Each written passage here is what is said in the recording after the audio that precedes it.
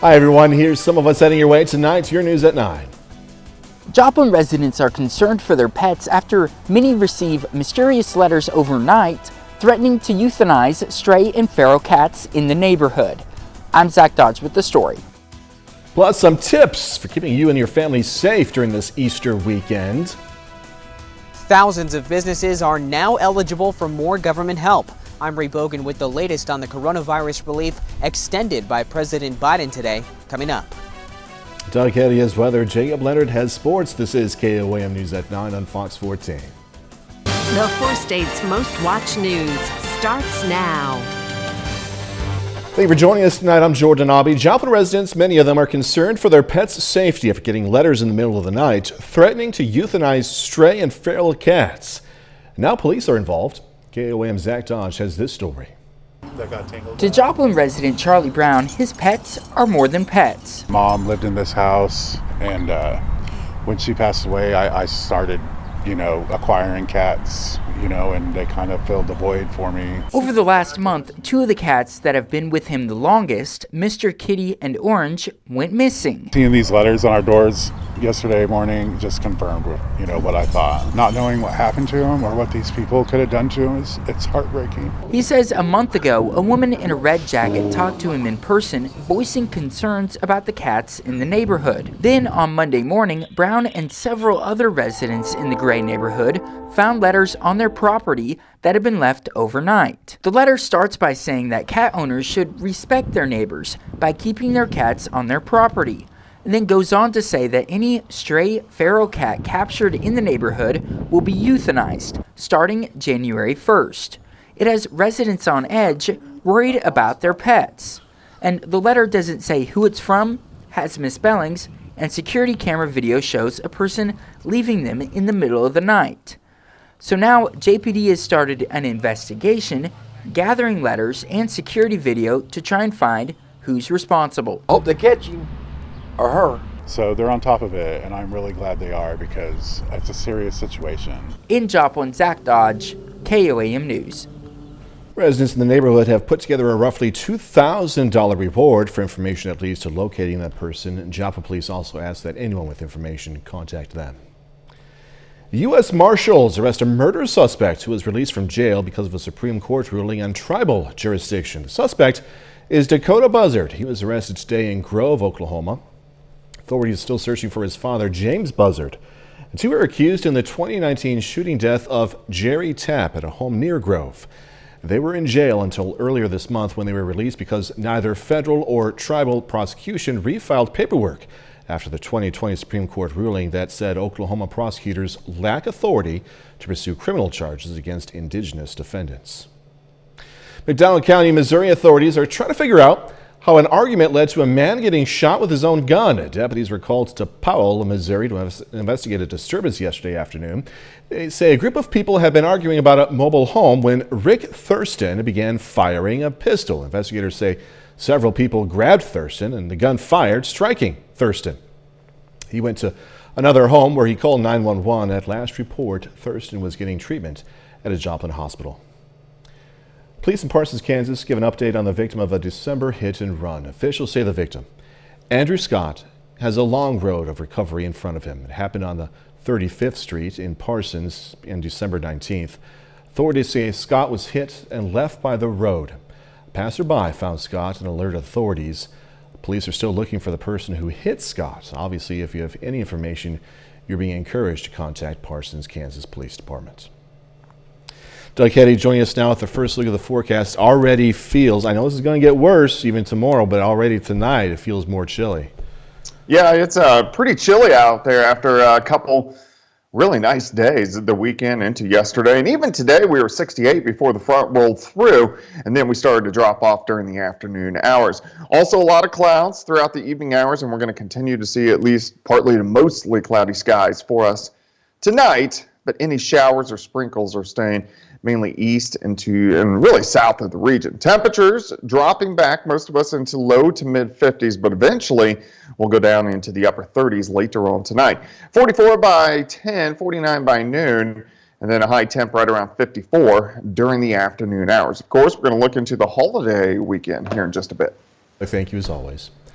Joplin Health Department is reporting another coronavirus-related death. Officials say the patient was a 69-year-old man. This death brings the city's total to 130. Easter is this weekend, and many local churches and organizations are planning those Easter egg hunts and Easter worship services. With those events comes the opportunity for people to get together indoors and out, some good old fellowship time. Health officials say despite vaccines being distributed, it's still a good idea to play it safe. The younger age you are, the less at risk you are. And so those folks, those young children who want to partake in Easter egg hunts, I think that will be perfectly fine. Parents might want to stay out of large crowds if they have not been immunized. Wear the mask, try to social distance. Again, Bergner emphasizes that if you attend an event or church service indoors, you should practice social distancing and also wear that mask. The popular Paycheck Protection Program has been extended, meaning more help is on the way for thousands of businesses. Fox News correspondent Ray Bogan has more on the latest COVID relief efforts signed into law earlier today. It is a bipartisan accomplishment. President Biden signed a bill extending the Paycheck Protection Program application deadline to May 31st. The president says 90,000 businesses are still in line for loans, and it's needed to help what he calls the backbone of the economy. Without somebody signing this bill today, there are hundreds of thousands of people who could lose their jobs and small and family businesses that might close forever. Senate Minority Leader Mitch McConnell also reflected on the bipartisan success of the program after touring a vaccine distribution center in Kentucky. So what we did was to tackle both the health crisis and the economic crisis created by the reaction. McConnell also discussed the importance of getting vaccinated and spoke specifically to Republican men who aren't sure, saying there's no good argument not to. Second Gentleman Doug Emhoff continued the Biden administration's push to encourage vaccinations during a tour of a Maryland health center. Wear your mask, social distance, and get the vaccine when it's your turn. Significant progress has been made on vaccines. New CDC data shows half of Americans ages 65 or older have been fully vaccinated. Ray Bogan, Fox News. KOAM News at 9 on Fox 14 takes this time to honor one of our four-state heroes, Brian Sawyer, served in the U.S. Air Force. Native of Girard, Kansas, Sawyer spent time in Iraq earning several awards. And we are proud to thank and honor Staff Sergeant Brian Sawyer. He's tonight's four-state hero. Doug Hattie's up next with a complete look at the forecast. A bit later, the Pittsburgh Purple Dragons kicking off the baseball season at home against Chanute. Going to have those highlights in sports.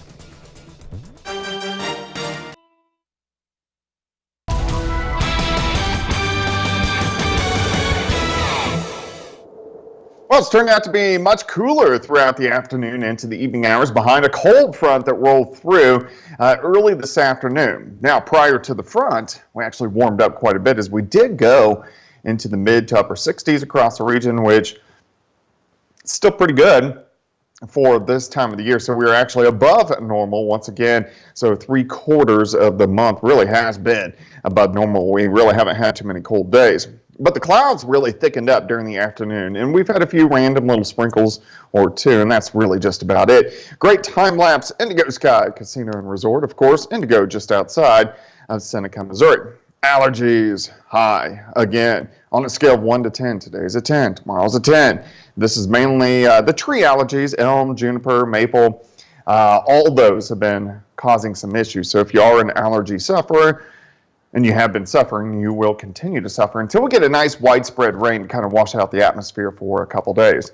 Cooling down, most of us are sitting into lower 50s. We'll continue to slowly drop back throughout the overnight hours. But look at our front that rolled through earlier today. It's all the way down into central Arkansas now. So we're on the north side getting these north winds at about 5 to 10, upwards of 15 miles per hour. So a little bit on the breezy side.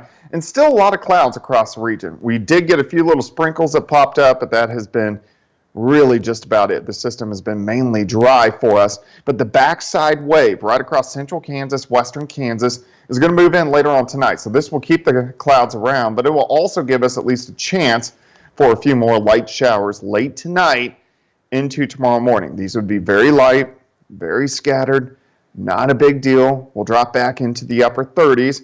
We'll have the clouds during the morning hours, and then by the afternoon, the sun will start to peak out again. So let's go ahead and zoom in for us tonight. Again, a lot of clouds across the region. We could get a random shower late tonight into tomorrow morning. Kind of a cold start, 38 in the morning, but we'll warm through the 40s, near 50 by noon, and then a high temp right around 54 to 55 during the afternoon hours. So at least temperatures are going to be not too terrible. They're still kind of chilly for this time of the year, but still could be worse. Now, Thursday looks pretty good, still chilly. Friday looks a lot better as we go into lower 60s. Saturday, we start to push 70 degrees once again. Easter Sunday, there's a weak little wave that rotates through that could give us a random shower or two, but I still think Easter Sunday looks pretty good. Temperatures, fantastic. 48 to start, 64 by noon, then a high temp of 69 during the afternoon. After Easter Sunday, we get a couple stronger storm systems that are going to give us better chances for rain Monday, Tuesday, into Wednesday and Thursday of next week, and some of those storms could be a little bit on the stronger side. 54 for us tomorrow, 54 again on Thursday. Very cold start tomorrow night. We're going to have a freeze as we drop back to 29, but at least we warm into the 60s by the time we head into the holiday weekend. Good job lining stuff up for Easter Sunday, Doug. Appreciate it. Yeah, I worked really hard at that one. We'll see you a little bit. Thanks so much. All righty. Coming up, more testimony in the George Floyd murder trial. Emotional testimony inside the courtroom on day 2 of Derek Chauvin's trial. I'm Lauren Blanchard in Minneapolis. How witnesses describe the fatal encounter. Trial for Derek Chauvin resuming in Minneapolis. The former police officer is facing felony charges, including second-degree murder. Inside the courtroom, the jury is hearing witness testimony surrounding the death of George Floyd. Fox News correspondent Lauren Blanchard reporting now from Minneapolis. Before testimony began on day 2, the judge ruled 4 witnesses who were minors last May would be allowed to testify off camera. The murder trial of Derek Chauvin resumed in Minneapolis for a second day. Witness Donald Williams picking up from where he left off on Monday, describing George Floyd's final moments as he was pinned to the ground by Officer Chauvin. I believe I witnessed a murder. And so you felt the need to call the police? And I felt the need to call the police on the police. Prosecutors played the 911 emergency call Williams made where he describes Floyd being in tremendous pain and says Floyd was not resisting.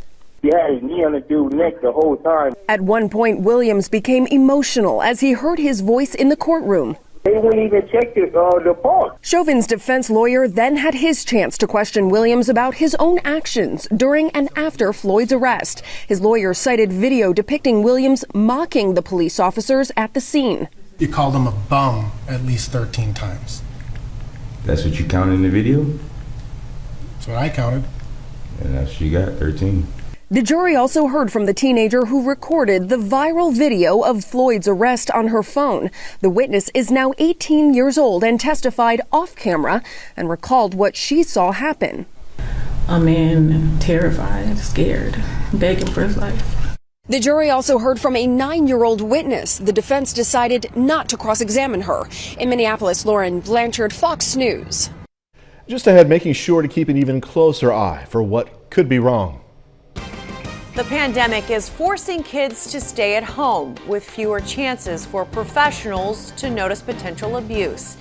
I'm Jackie Ibanez with the latest report on how COVID-19 is keeping at-risk minors from getting help. Charlie 22 Outdoors operate.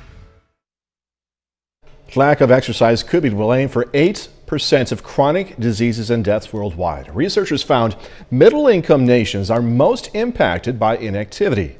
Experts recommend about 150 minutes of exercise a week. Working long hours after you've recovered from a heart attack may increase your chances of a second heart attack. A new study in the Journal of the American College of Cardiology shows that heart attack patients who returned to working nearly 55 hours a week are twice as likely to have more cardiac trouble. The study also finds men and younger employees tend to work of those longer days involving more hours. Pandemic is said to be driving down reports of child abuse, but here's the thing. Many kids throughout this country are staying home, away from situations where trained professionals are able to notice signs of mistreatment. Fox News correspondent Jackie Ibanez reports. We cannot rely solely on a system that only responds after a child is hurt. And that's one thing we're learning with this pandemic. The number of child abuse reports is going down, but it doesn't mean fewer children are being hurt. The Associated Press compared data from the first 9 months of the pandemic with the same period in 2019. It found more than 400,000 fewer reports made to Child Protective Services regarding the welfare of a minor. There were also 200,000 fewer reports of child abuse or neglect. One of the biggest reasons for the drop? Remote learning. When we close the school doors, it changes everything. The AP report discusses how educators are trained to notice child abuse, but cites how remote learning has restricted what they're able to see, with child abuse reports from school officials down by almost 60%. A lot of what children disclose is based on relationships with teachers. What the pandemic did was change that. There wasn't that face-to-face relationship. It's not just the United States. Japan has reportedly seen a record number of child abuse victims during the pandemic. The UK has also experienced a significant increase in the number of deaths and serious injuries linked with child abuse. Experts are calling for change, advocating for professionals to adapt their approach to recognizing child abuse in the ever-growing digital age. Jackie Ibanez, Fox News. After the break, going to check out some photos, including a selfie from the Curiosity rover on Mars. Midwest Ford dealers. Check out this selfie from NASA's Curiosity rover on Mars. I'm going to take a good look at it too. That's really cool. The picture includes some striking rock formations that scientists are calling Mont Mercure, which references a mountain in France. The selfie is composed of 71 images taken by high-tech cameras on the rover's robotic arm and mast. The rover also took a pair of panoramas to create a 3D view of the Mont Mercure cliff face. That is so cool. Put that on Instagram, huh? Beat that. 30 more minutes, news, weather, and sports. Coming away, what Ottawa County officials are doing in Oklahoma to fix some of the roads that locals have been complaining about. Plus, going to see how the Pittsburgh School District is making kindergarten less stressful for those incoming students. I don't know. Really impressed by this. Less than ideal road conditions in Ottawa County, Oklahoma have locals frustrated, even local commissioners. KOM's Bronte Surosky has more on what the county is doing to remedy these problems. Road conditions in Ottawa County have been the cause of concern for residents throughout the area. One delivery driver had to quit her side gig due to the conditions. My secondary job is to deliver food in this town for a few different restaurants and deliver apps, and there's nothing worse than the roads here. I had to stop doing those jobs because the roads on my car, it's not worth it. But there are people in the county working to fix these conditions. Stephen Chastain, Ottawa County District 2 Commissioner, is a local and says he ran for the position because he deals with the roads too. I ran for county commissioner last year, and the folks voted me in November was because of the roads. I come from the heavy civil road building side of the world, and this is kind of what I've done for a living. He says now he plans to strengthen the roads so their construction efforts don't go to waste when severe weather comes. He works in District 2, which covers more rural areas of the county. But now that more people travel along these roads, maintaining them creates an issue. These roads have now taken on an increase up to 200 to 400% in some cases of what they were designed to do. So, but over time, maintenance has been an issue to maintain the road. And budgetary constraints make problems worse. Our fiscal year starts July 1st, ends June 30th, right? I took over January 1st. So I inherited an office, a staff, an equipment, a road maintenance program, and the roads itself on a budget of half of the year. Despite the restrictions, he says he believes everyone should have access to safe, durable roads. In Ottawa County, Bronte Surosky, KOAM News. Chastain adds that his district focuses mainly on fixing rural parts of the county. Just a few weeks after announcing a new air service provider, the Joplin Regional Airport announces there will be a third destination added as well. KOAM's Chris Warner has more. The announcement came after American Airlines said it would no longer be providing service to the airport. The airport said that while Dallas flights would no longer be offered, flights to Chicago and Denver would be available. Tuesday, officials announced that Houston has been added as a third hub for travelers. The options and the connectivity that this provides over a single hub operation is just phenomenal. And it really is. And it's such a great opportunity for the community. Stockham says this is the first time since 1995 that the airport will have service to 3 different hubs, and those flights are set to begin on June 1st. Stockham says you can begin booking those flights as early as April the 6th. Reporting from the Joplin Regional Airport, Chris Warner, KOAM News. Chris, thank you. Carl Junction, Missouri residents will vote next Tuesday on a school bond question. The CJR1 school district Board of Education is asking for $7 million to pay for repairs to the schools, including fixing roofs, windows, heating and ventilation systems. The bond would keep the property tax levy at its current rate. This bond issue would mature in 2034, so it would pay off that current debt 4 years earlier, which is 4 years of not paying interest on that. And it also frees up about $265,000 a year that we're currently using to pay that lease purchase, and it can be used for anything else in the district to help kids. Current levy, which again would remain unchanged if the bond is passed, is a little more than 98 cents per $100 of assessed property value. All right, if you're a parent, you know kids grow up fast. Okay, granted, there are those days you think they're never going to grow up. Right? Next week, parents and kids heading into kindergarten next year can get a sneak peek of what's in store for them. Yeah, kindergarten. Parents need to call the Pittsburgh Public School District to reserve a time to visit school. April 5th. It's coming up.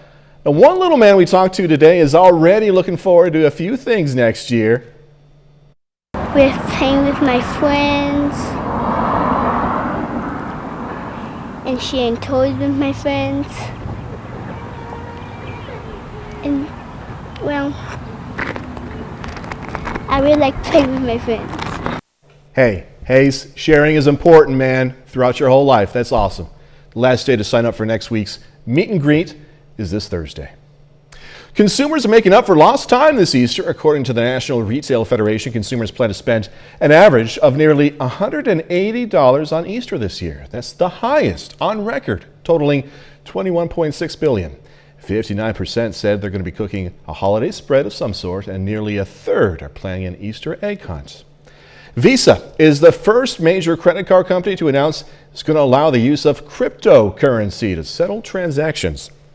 The company reportedly launched the pilot program to use USD Coin, a cryptocurrency tied to the US dollar, with Crypto.com. Is the latest sign of the growing acceptance of digital currencies by the mainstream financial industry. There may be a link between glaucoma and dementia. Australian researchers say people living with normal tension glaucoma are 2 times more likely to experience cognitive decline. Researchers are working to determine exactly why in all of this. Impending doom. And that's the stark warning from the Centers for Disease Control now over a possible resurgence of the coronavirus. Fox News correspondent Doug Luzader has more from D.C. as the president is calling for more mask mandates. Lockdowns may be easing around the country, but here's what the CDC director is saying about a possible 4th wave of coronavirus.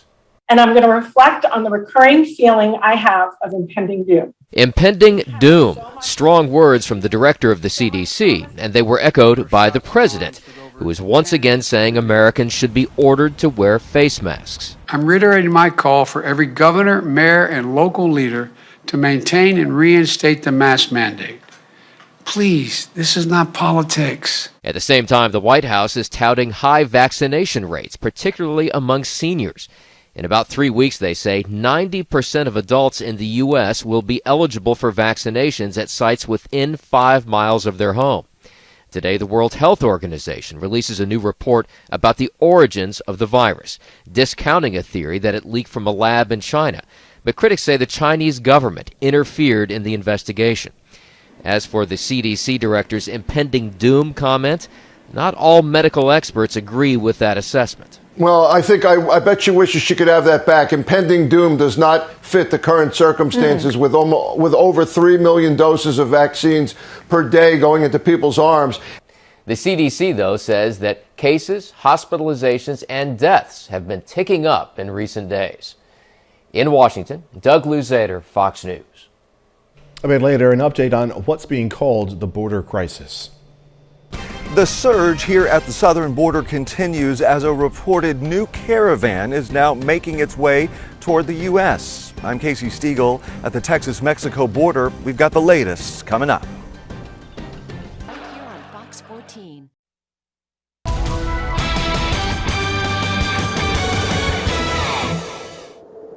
Well, it turned out to be a kind of cloudy, cool afternoon. Temperatures dropping after a cold front rolled through, but we did go into the upper 60s for a high. So another, in general, nice day. It's just been cooling down over the past 6 or 7 hours. Most of March, fairly warm, 3/4 of the month above average. Of course, we still got a little bit more time of the month of March, and then, of course, we jump right into the month of April. Time lapse for you. This is Indigo Sky Casino and Resort. Of course, Indigo is just outside of Seneca, Missouri, but you can see those clouds working in during the afternoon hours. Also, allergies have been super high. On a scale of 1 to 10, today's a 10, tomorrow's a 10. And again, this is mainly elm, juniper. Those allergies have been super high over the past couple days. Temperatures cooling down low to mid 50s right now with a north wind, which is kicking in at about 10 to 20. It's going to stay decently breezy for us tonight, and then again into Wednesday as well, but at least not super windy, nothing like what we had yesterday. We do still have some clouds out there, and there have been a couple random sprinkles, mainly along and south of I-44, and then you can see a few showers trying to pick up back to our west as the next little part of this storm system rolls in. This is the backside of the system. This is going to rotate through late tonight into tomorrow morning, so again, we may get some light sprinkles or a light shower across the region. Most of us will stay dry, but you can see a few little showers popping up, especially in our southern counties. And then the clouds will start to break up as we head into the afternoon hours. So if we zoom in, let's go ahead and look at your day planner for you. It is going to be kind of a cold start. We're going to drop back into the upper 30s. We're going to warm through the 40s. I think we'll be near 50 by noon. Again, could have a random shower early. And then partly sunny skies by the afternoon. Still kind of cool, high temps, mainly into the mid-50s across most of the 4-state area. As we head into Thursday and Friday, temperature is still cool Thursday, but we do get back into the 60s Friday, pushing 70 Saturday. Easter Sunday, a weak little wave that may give us a few showers, but still, most of Easter Sunday looks pretty good. Here's your day planner for Sunday. 48 to start, 64 by noon. And look at our high. We're going to press 70 degrees during the afternoon. Again, there could be a random shower or two, but it doesn't look like a very big deal. On Monday, our next wave starts to roll out. So on Monday, Tuesday, and then Wednesday, these are kind of weak little chunks of energy, but we could get some scattered showers and thunderstorms. But the brunt of this storm system will start to roll in late Wednesday into Thursday, giving us even better chances for rain. 54 tomorrow, 54 on Thursday. We are going to start tomorrow night, or tomorrow we'll start at 29 degrees. So a super cold start. We're going to have a freeze, short-lived, and then we bounce right back into the 60s by the holiday weekend. So, for tomorrow anyway, don't put away those sweaters or hoodies just yet, right? No, kind of cool the next couple days. Yeah. All right. Okay, Eddie, thank you. Yep. Don't forget, you can be the first to know about the day's weather with KUM Skywatch Weather app. You can get severe weather updates sent straight to your phone free of charge. It's available in the Apple App Store, also the Google Play Store. All you have to do is search for the KUM Skywatch Weather app. Coming up in sports, Webb City Baseball aiming for a 5-0 start against Monette. Plus, Pitt State Football hosting an NFL Pro Day. Jacob Leonard is up next with details. How cold will this? Right here on Fox 14.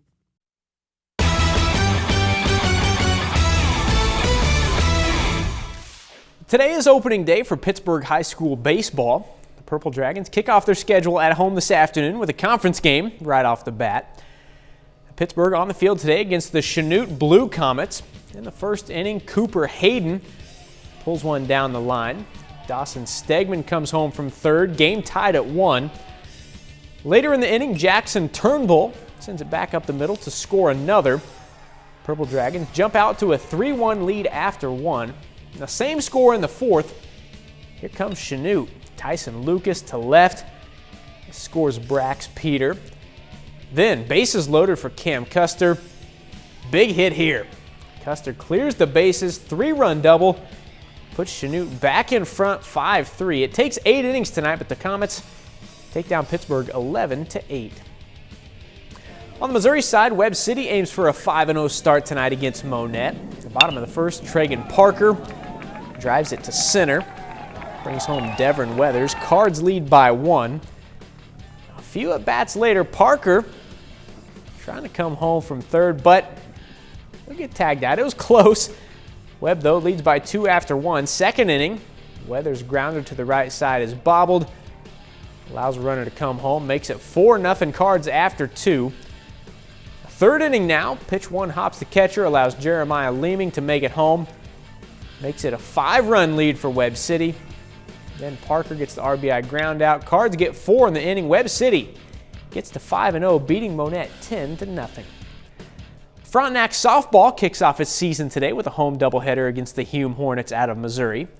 Now Frontenac won game 1 16-1. In game 2 here, Raiders trying to get the sweep.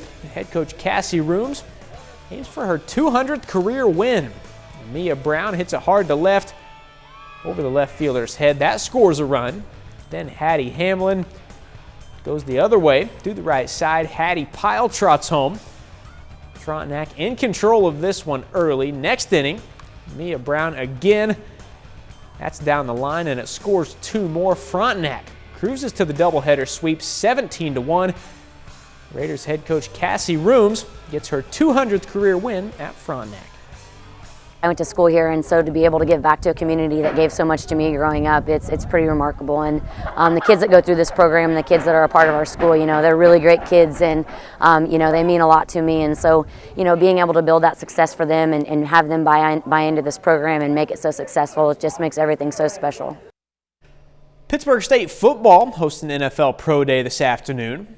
Outgoing senior offensive lineman Zach Thomas worked out today, hoping to earn a shot in the league. Now, Thomas is a 2-time All-MIAA selection for the Gorillas and was a team captain for PSU last fall. This is what we work for right here. Everybody playing ball, they work for this day right here.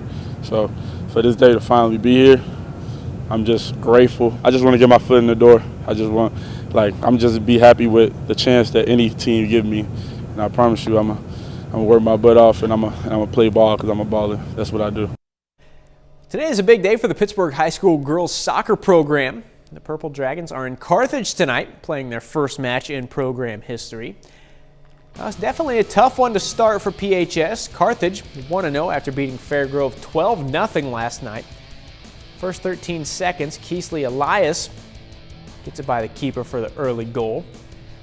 Then Daniela Marquez drops it in. Tigers up 3 after just 2 minutes. To the 10th minute, Marquez again, this time going to the left side. Tigers up 4. Now to the 21st, Carla Marquez sneaks it by for the goal. Tigers up 6. Carthage gets another shutout tonight, 12-0. And that's a look at sports. We're back with more news after this. The media granted access for the first time to the Mega Processing Center for Migrants in Donna, Texas today. This as a new caravan heads towards the United States, and hundreds more migrants continue to cross the border every day. Fox News correspondent Casey Stiegel has the latest from Texas. The Biden administration asking federal workers to volunteer for deployment along the border as the surge there continues. This as a new migrant caravan reportedly is headed to the United States from Guatemala. New reports also show more than 17,000 migrant children are in custody, with hundreds more crossing the border every day. Nearly 6,000 are in Customs and Border Patrol facilities, with 10% of those children testing positive for COVID. Increased illegal activity also deeply affecting the communities surrounded by the border. They're getting people going through their backyards, jumping into their fences, hiding in their patios. In California, the groups of migrants crossing, mainly single adults. while Texas sees more families coming. One man who was detained has a wife and 3 children here in the States. He says without any consequences, he will try to cross again. If you get deported, are you going to try again? Oh yeah, for sure. Today, lawmakers will have a chance to tour the Donna processing mega site here in Texas, a place where previous visitors reported unsanitary and crowded conditions. If HHS would be able to take these kids off of our hands, then it would be better for everybody. Meanwhile, San Diego County is now looking for teachers to volunteer for in-person learning for migrant children. This as students in the district continue learning remotely. The U.S. Department of Homeland Security expects the surge at the southern border here to last at least 7 months. That's the latest from Eagle Pass, Texas. Casey Stiegel, Fox News. Gonna wrap up our night by talking with Millie Bobby Brown about her gig in Godzilla vs. Kong. Stranger Things star Millie Bobby Brown is returning to a big role of hers on the big screen with the epic Godzilla vs. Kong showdown. Fox's Ashley Dvorkin caught up with the star to talk about the new monster movie and her resume full of mystery-solving characters. Here's Fox's Ashley Dvorkin. Millie Bobby Brown stars in Godzilla vs. Kong, reprising her role of Madison from 2019's Godzilla King of the Monsters, which was her first feature film. With all of the things that I've been able to do, I've been able to carry on characters. So with Eleven, I can carry on and grow with her. With Godzilla and these films, I can grow on with her. And with Enola, you know, I want to grow on with her. There's something provoking in that we're not seeing here. This film specifically, I really wanted to make it authentic and a coming-of-age story of a young girl trying to find her way through this madness. I loved coming back to this character, especially because she's so feisty and she's very much like me. Her characters also have their mystery-solving skills in common. I love characters that, you know, really discover and research and are intelligent and smart and curious. That's what makes a good story, because at the end of the day, you're going to watch this journey and then you're going to finally find the solution at the end, or maybe not. And as audiences get ready to see the 17-year-old star's latest performance, she shared a fun fact about what it's like to make such a giant CGI monster showdown. You have to smile, then you have to frown, then you have to scream, and you have to act surprised, and they take like 1,000 pictures. It's insane. And they do it all at once and it flashes, and then you leave, and then they have me 3D pulling all different facial expressions for the CGI in case they have to add me into any of the stuff. Godzilla vs. Kong is in theaters and HBO Max March 31st. In Hollywood, Ashley Dvorkin, Fox News. That's our time for tonight. Thanks so much for joining us. Going to leave you with video of an Italian artist carving the face of a French poet into a field. Be safe. Do this all again tomorrow. See you then.